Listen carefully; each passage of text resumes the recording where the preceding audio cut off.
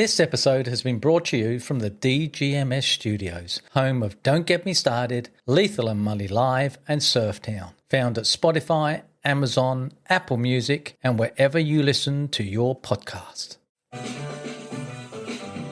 Welcome to Lethal and Mully Live, the podcast where we look into the wild, the wicked and the wonderful.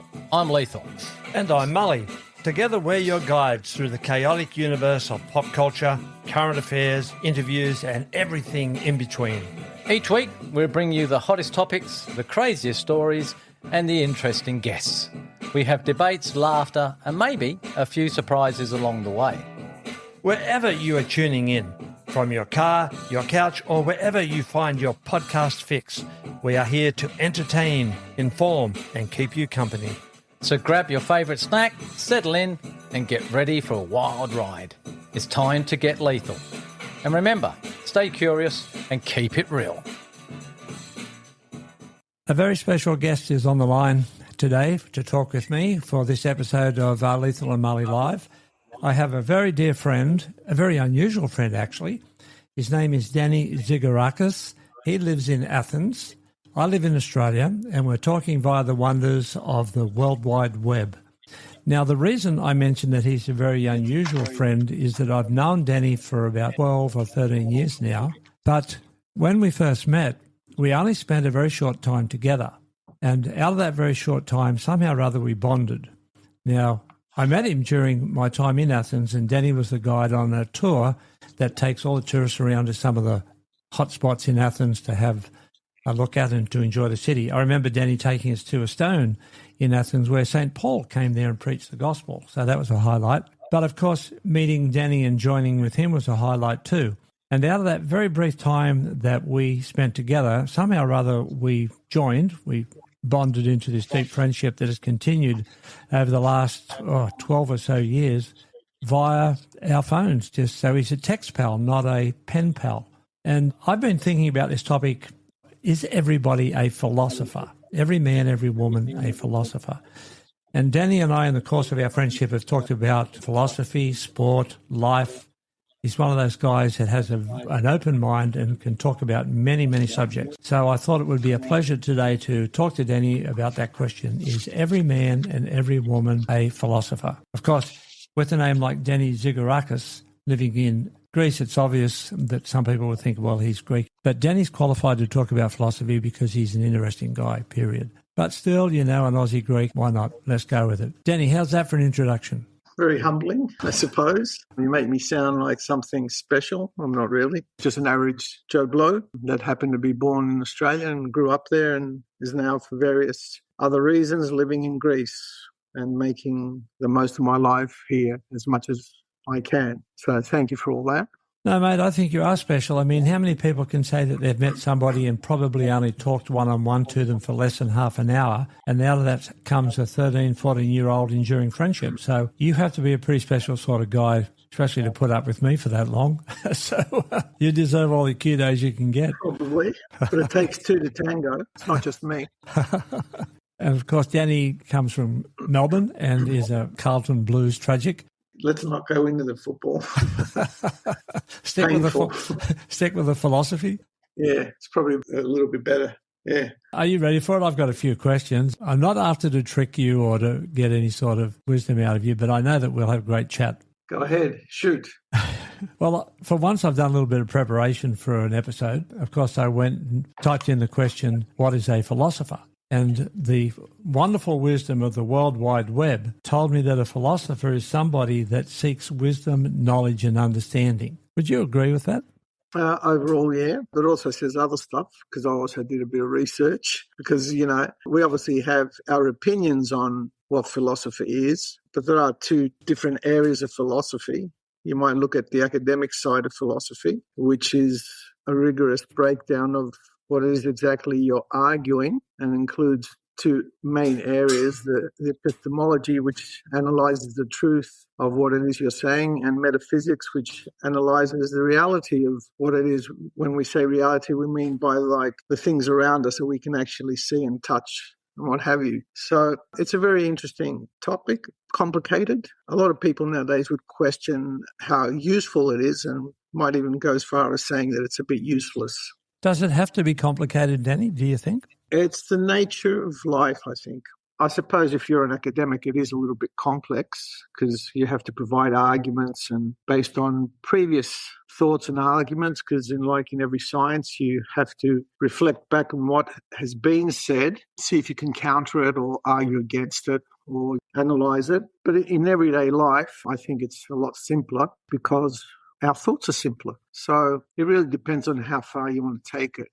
Yes, I agree with that. And in everyday life, it is a lot simpler, which is why I came up with the question, is every man, every woman a philosopher? It seems to me that everybody that I've spoken to, when pressed about a view on certain things to do with life, big questions like, who am I? Who are you? Why are we here? What is happiness? How did the world come into being? Is God real? Is creation or is it evolution? Most people have got an opinion about that. I wondered if that would qualify them to be a philosopher.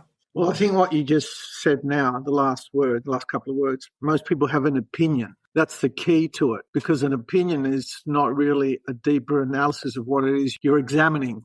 It's like, yeah, I heard Keith said so-and-so, and that sounds pretty, stable, sounds like a good idea, and I kind of adopt it. Or it's based on just personal experiences, which can be, of course, very narrow, because people tend to overgeneralize experiences in life and then try to find a philosophy or a train of thought, if you like, something that suits their life and their experiences and say, this is what I believe. To be a philosopher, you have to question what it is you see in front of you, what you hear. You even have to question yourself. And the basis of, if you go, at least for Western philosophy, because as you might know, and I'm sure you do, there are different schools of philosophy. There's Western civilization, based mainly on Greek philosophy, or that's where it started. There's Asian, and Chinese, and Indian, and Arabic philosophy as well, which I have very little knowledge about. But as far as Greek philosophy is concerned, they were trying to establish some form of truth. And I think it's one of its main starting points was that they doubted the existence of gods, or the 12 gods back then. And they were questioning what is life and existence and stuff like that. Yeah, philosophy is for everyone. Most people, or nearly everyone, will have a sort of philosophy, but it's not really a personal philosophy. It's, as you said, more like an opinion. You did mention a little bit further back there that you wondered if it's still important today or relevant today. Would you say that it is? If philosophy is what you said it is, when something has been questioned and the questioner has come up with a view that they feel provides certain answers, if not concrete answers, to what they're examining, then they're true philosophers that have given us something that still is true today. So even though a lot of people may not pay much attention to it, it still would be just as relevant today as back in the time it was first thought of, wouldn't you say? Yes, well, it is. It is absolutely relevant. It's not irrelevant. People tend to think sometimes that it's useless or has nothing to do with everyday life, but we all have philosophy. The question that we should be asking is not if we have a philosophy, the question is more like, is it our philosophy? Have we examined it? Have we come up with our own perspective, our own way of analysing life and what's true and what's not? That's where the difference is, and that's where the main question lies. Is philosophy for every man and every woman, or for every person? So that's the main issue here, whether people actually examine what it is they're saying and examine their own daily lives and their own thoughts and their own sort of attitudes, if you like, to life. Would it be fair to say that Western culture has been deeply shaped by Greek philosophy and therefore we are all children of that?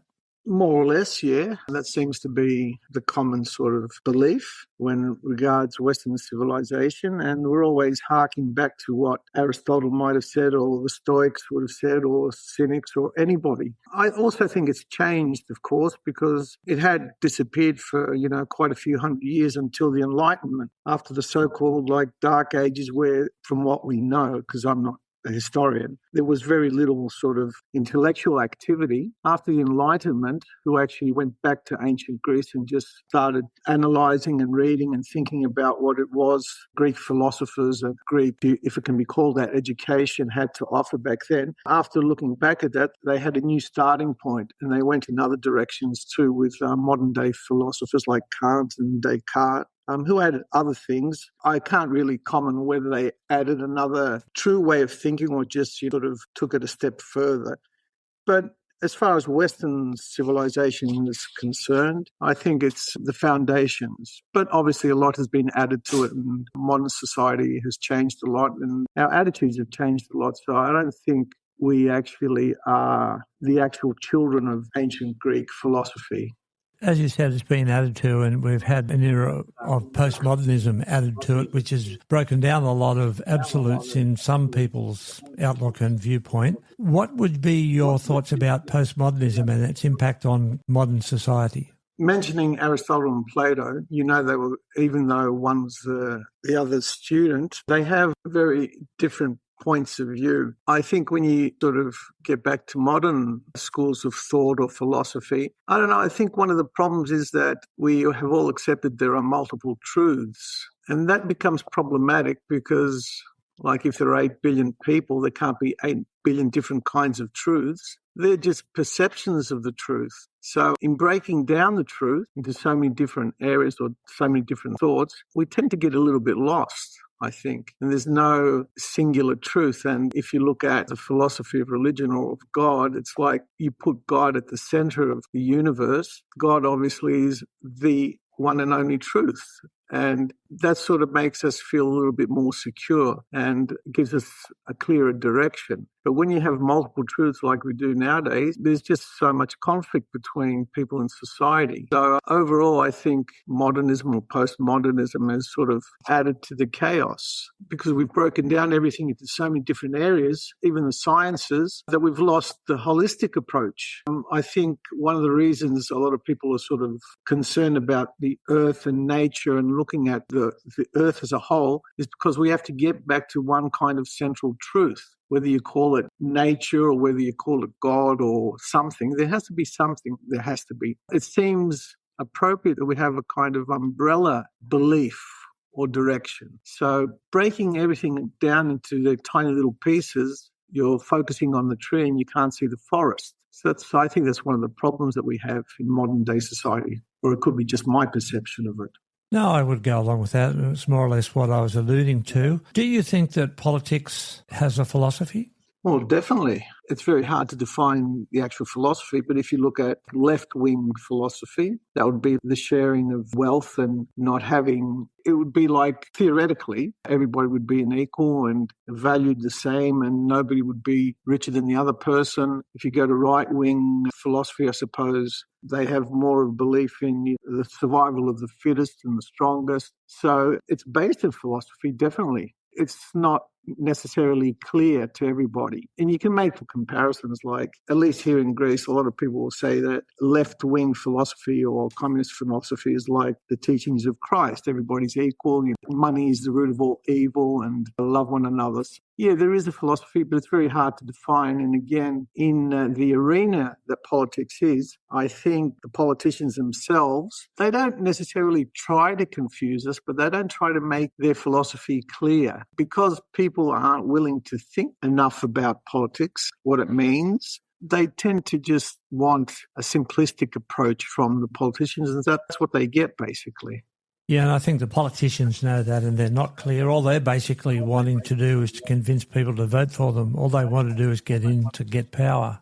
Yeah, well, politicians obviously are interested in power itself because they want to work, first of all. But if you take it idealistically, and you can't speak for all politicians, you can't dismiss them all, because that ruins our sense of democracy, our sense of well-being, if you like. There are politicians, and I would argue that most of them want what they believe is good for everyone, and what's good for the community and what's good for their society. It's just they come from different directions. Somebody who believes totally in capitalism thinks that money is the key to everything, and through the stock exchange or whatever, and big businesses or even globalization, politician, you can solve all the problems that people have. And on the other spectrum, socialists or communists believe that the key to life is sharing the load, helping people who need help, not ignoring the weak and not letting them suffer. So the way politics and politicians present themselves is different. They are, of course, looking after their own interests, but it's not just that, because that's too cynical. If you believe that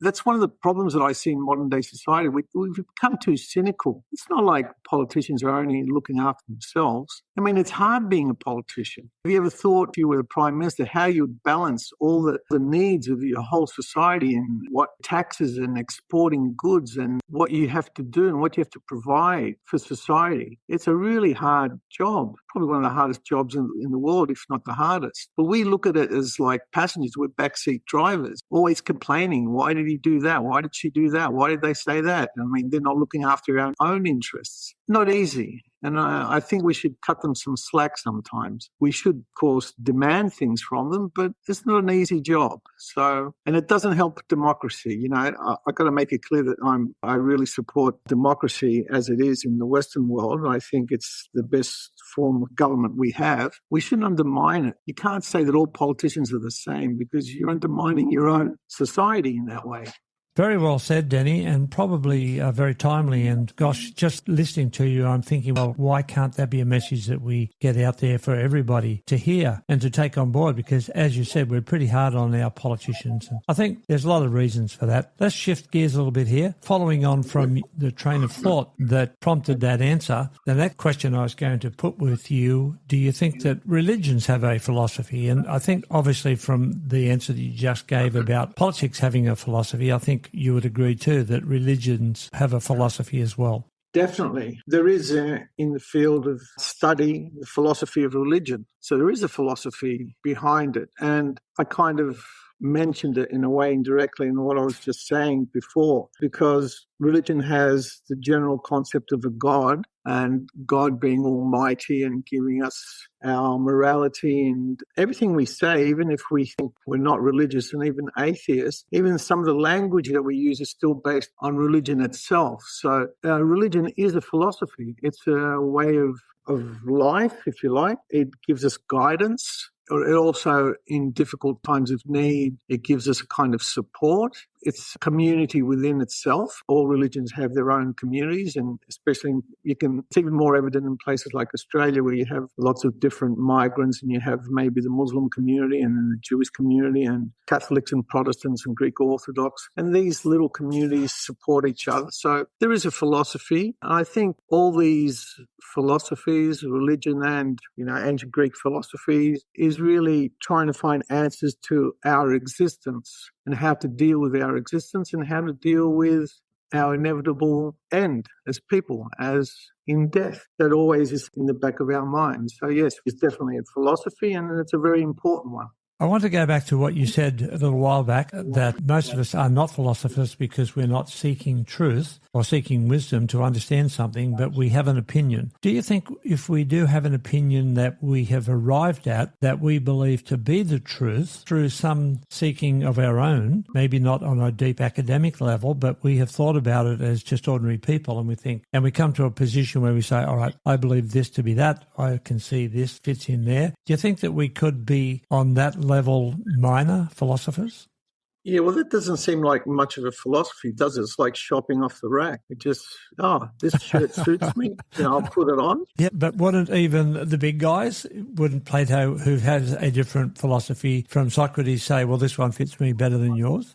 Yeah, but they analysed everything. They analysed each other. They didn't have any previous philosophers, or none that we know of, because there obviously were previous philosophers and ways of thinking. But because those ancient Greeks are the ones that actually put it down on paper and noted it, that's our sort of guiding light, if you like. So I don't think they did that. And they spent, Aristotle and Plato and all those philosophers, they're also an elitist group. You've got to keep this in mind. They were, if not rich, they had all the time in the world to sit around just talking all day. They didn't have to work.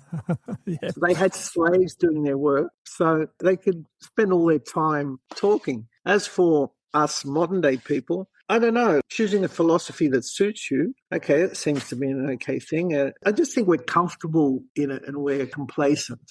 I think that we can find a philosophy that suits us. I don't see why not, because whatever traditional philosophy is out there, and I guess you could break it down to a good handful or so, and we know who all the big guys are. But if you have done a bit of living, a bit of experiencing life, and you've been through this or that, and you've tried, you've sought, you have done some seeking in your own way, wouldn't you be, and you come to a conviction that this is how life is?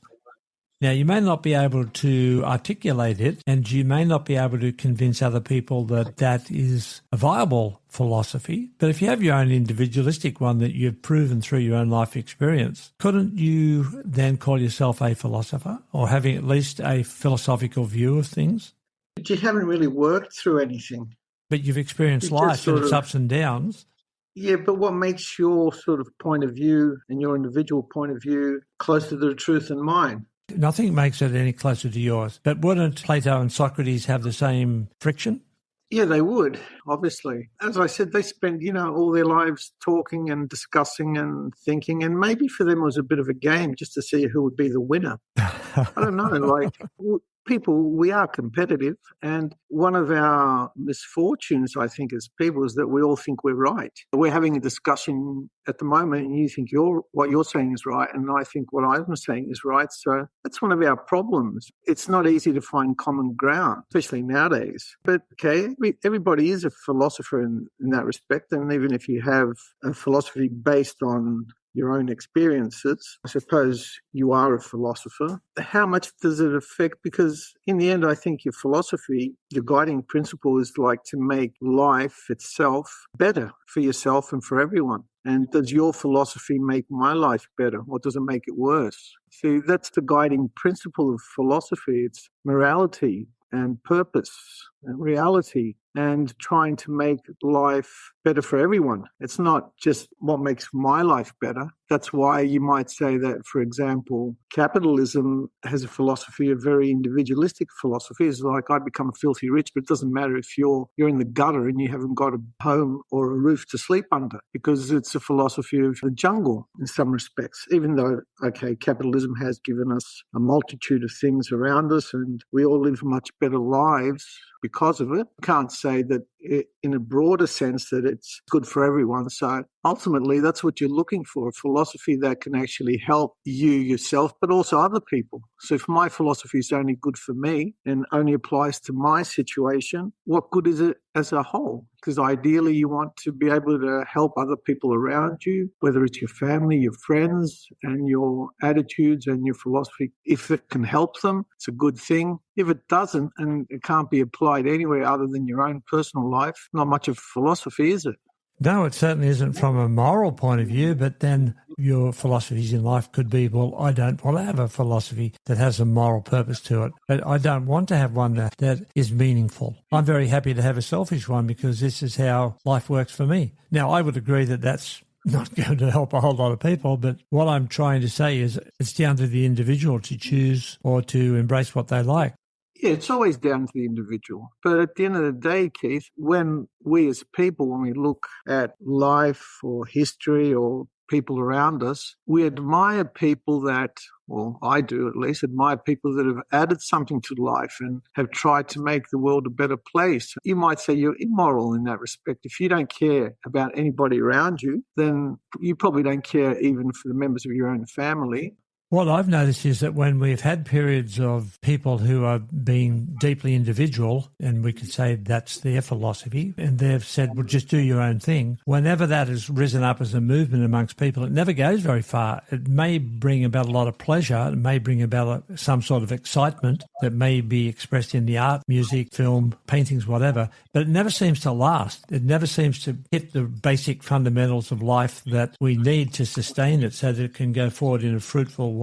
I think the points that you've been making about needing a moral foundation is quite valid thing. And my view is that an individual can have a selfish philosophy. The hippie revolution is interesting because when you talk about philosophies and revolutions, it's got to have an ideological foundation. The problem, if I can say it was a problem about era, was that it was a reaction to World War II and all the death and all the chaos that it brought to Europe and the world. So young people born after World War II were reacting very strongly to conservatism that their parents had, and they wanted a new world, but there was no real ideology behind it. What was their ideology? Okay, total freedom. What does that mean? You can't live in a society of millions and have total freedom, because you have governments, you have laws, you have guiding principles. So becoming totally free and individualistic, you only have freedom up to a certain extent in life. And you've got to realize that there's no common good. So that's where probably the hippies just lost out. There was no real ideological foundation, and there was no actual direction. What was it that they wanted? I think pleasure in the end, and that's why it went nowhere. Obviously. Danny, we're running out of time here, and I've just enjoyed this chat with you so much. I've been jotting down a couple of notes here off the points that you've made. It's been good that you shared your time with me, so thanks very much, Danny. It's been a pleasure. Nice talking to you, Keith. The topic is very deep and complex, obviously, as you can see. And we didn't even go into the aspect of why women aren't included or weren't included in philosophy. You really have to do a lot of background research and a lot of thinking to be actually able to express what it is philosophy is and how it affects us on a daily basis. Well, one of the questions that I had that I really wanted to examine was the opening one. Is every man and every woman a philosopher? And I was tending to think that they are, and I still tend to think that they are to some degrees. But now, after listening to you lay things out very clearly, I've come to the conclusion that, yeah, they might be, but they're not. You have to seek truth. You have to seek understanding. Yeah. Sometimes they're just presenting opinions. But I think one point that I didn't mention, which I think it's revealing when we think about philosophy, is to think about children, young children, before they go to school especially. They're always asking why. Their curiosity is immense. And why is it they're so curious? Because they're seeking answers. They're seeking the truth. So I think to be philosophers, to be proper philosophers, we have to go back to those very young years and the way of thinking, and to be very curious and ask questions all the time of everything. That would make potentially every man and woman philosophers if they're willing to ask questions. If they don't ask questions, they're not really philosophers. They're just opinions. That's a very good note to finish on. And Danny, thank you very much. I mean, not only a pleasure, it's just been enlightening. You've really given me quite a lot to think about. All right, mate. Well, thank you. Thanks for listening to this episode of Don't Get Me Started with Keith and Lee. Don't forget to rate and review this podcast. To see more of Don't Get Me Started, jump onto our socials. Follow us on Instagram at Lethal and Mully, Facebook and LinkedIn. If you would like to be a part of the show, email us on don'tgetmestarted2024@gmail.com. Until next time.